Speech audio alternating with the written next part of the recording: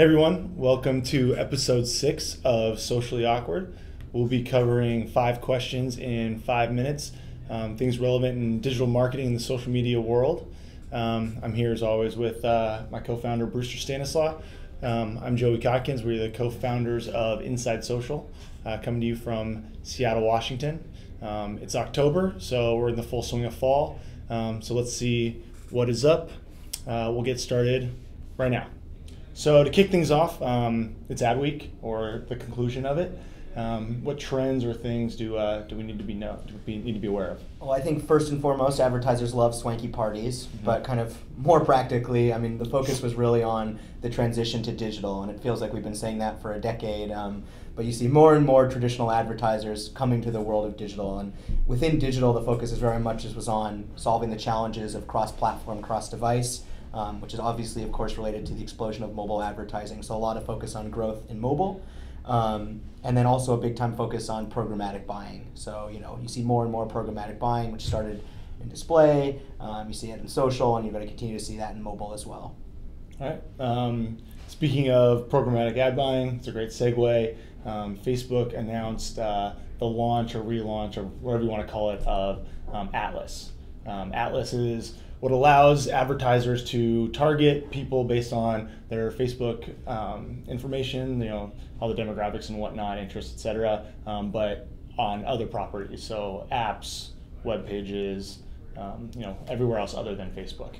So what do we need to know about that? Yeah, so I mean, that was really the biggest announcement that came out of Ad Week, and it's not really a new announcement because this is what people have been expecting since Facebook bought Atlas from Microsoft. Andy on our team has actually built Atlas at Facebook, so we've had a little insight into this. But I mean, the new Atlas platform, pending the details, at least what they're promising, is really truly amazing. I mean, it's the ability to do people-based targeting at scale, right? So the power in Facebook and in social advertising within Facebook is the way that you can target by interest and not just demographic and not just behavior, but actually the way that people truly are as humans. And taking that targeting ability and putting it everywhere that people are interacting digitally, right? In the mobile web, across all suites of websites, right? And then of course in native mobile is hugely, hugely valuable, and it allows you to have one campaign to target one user everywhere that person might go, right? And the thinking is that if you're able to reach someone on all of these devices, just think about the different types of campaigns you can do, where you're showing them one type of unit because you know they're going to see it in native mobile ad, and then another unit that they're going to see on the web and display, right? And you can tie those two together to make truly holistic campaigns, and that's something that digital marketers have been wanting for such a long time. The ability to focus on each individual, but also in aggregate, and tailor campaigns directly to them wherever they are, and that's what Atlas really enables. Yeah, and so people are saying this is like the first real threat to Google in the digital ad space, and it sounds like you'd agree. Yeah, I mean, they're going directly after Google, right? Like, this is a shot across the bow, DoubleClick. Google, obviously owns search, but is also owned display, and Facebook, with what they've built with Atlas, gives them the chance to be as good or better than DoubleClick. Yeah. And the other key part of what they're doing is also, some of the offline attribution stuff that they've done for Facebook advertising, they're also going to apply to Atlas, right? So the idea that you're now going to be able to link you seeing a display ad for Tide with you buying Tide in the grocery store is also really, really powerful.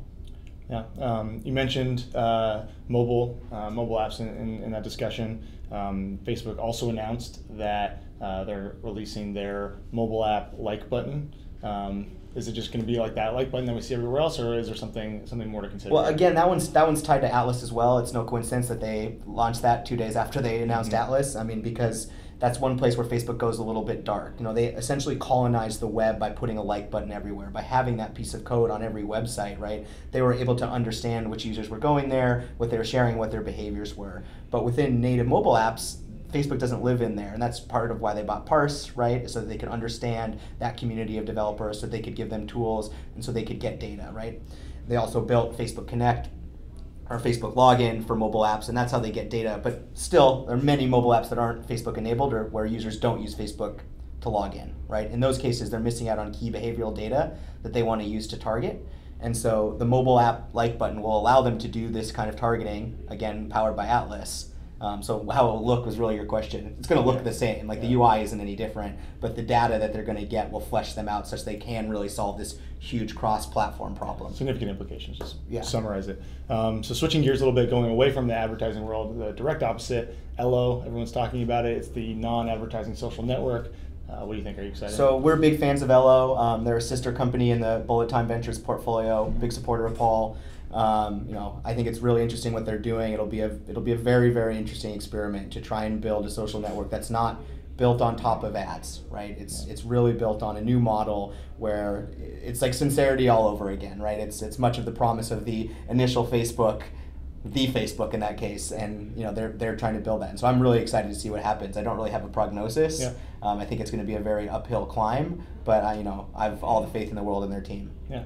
So we're out of time, so we were going to get into a discussion about Facebook and identity, and brought on by the fact that Facebook apologized to drag queens for telling them they couldn't use their stage names. So for lack of time, what would your drag queen name be? I guess Strawberry Fields.